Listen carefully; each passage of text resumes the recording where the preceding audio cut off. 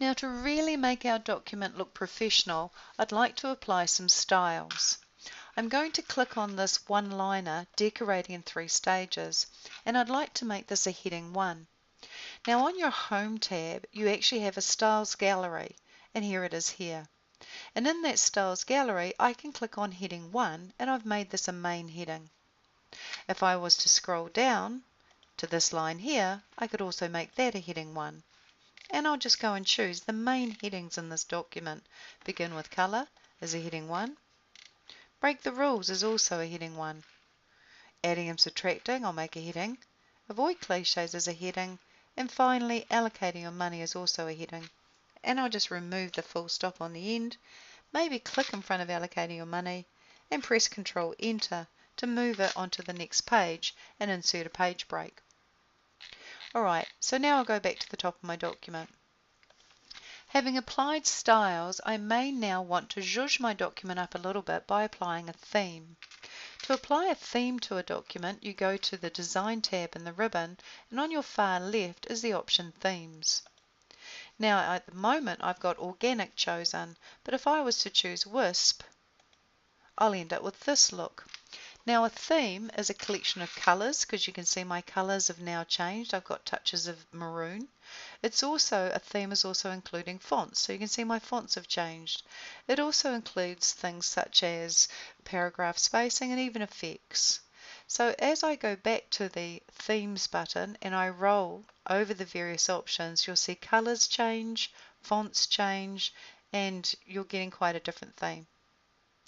And I'll go back to Wisp. Now the other thing you can apply to improve the professional look of your document is a style set, and here are the style sets here. Now as I rest on them, you can actually see that the style sets improve the text and improve the spacing, some more than others. And so I'm going to choose a particular style set, perhaps this one, Centered. If I don't want that style set, I can hit the drop down and reset back to the default style set. But I'll go back to Centered. In addition to themes and style sets, I may now want to isolate just the colours.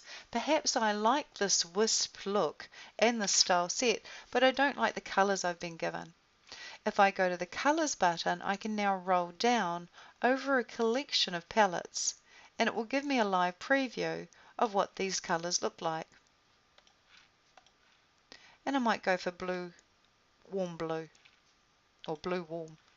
But I can go for green yellow, red orange, all sorts of different palettes. And grayscale. So, and there's a lot more further down as well. So I might actually go for paper. So you can choose a theme, you can choose a style set, you can change the color palette, you can also change the fonts. If I hit the Fonts button, I can roll down over the various font collection. So if you have a corporate font, maybe it's Arial, you could go for the Arial collection. And again, there's a lot more further down. So you just have to find a font collection that you're happy with. And I might go with the Century Gothic, Palatino, Linotype. So you've got various fonts as well. You can also choose effects, but I find that these are so subtle that you often don't notice the difference at this stage. But just because I can, I'll choose Glow Edge. The paragraph spacing can also be controlled using this button, and you can make the paragraph spacing compact, tight, open, relaxed, or even double. So I might go for relaxed. So we're slowly working our way across the Design tab in the ribbon. In addition to these options, and you can set them as the default, you also have a button Page Color. If I click Page Color, I can then roll over the various color palettes shown. Now these colors are determined by your theme. So if you had a different theme, you would see a different collection of colors. Throughout what we do, the colors that you'll see when we create various objects and format various objects are going to be colors that match or go best with the particular theme we've chosen. So I'm going to go for this olive green accent 1 lighter 80%. In addition to page colors, you can also put on page borders.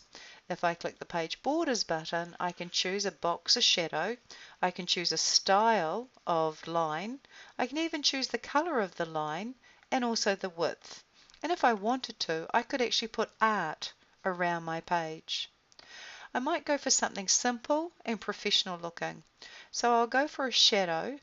I might choose a color, which might be a dark green, and I could keep it just at that very thin width, and it's going to apply it to the whole document, though I could tell it to apply it to the first page only, or this entire section. So I might go the whole document and OK.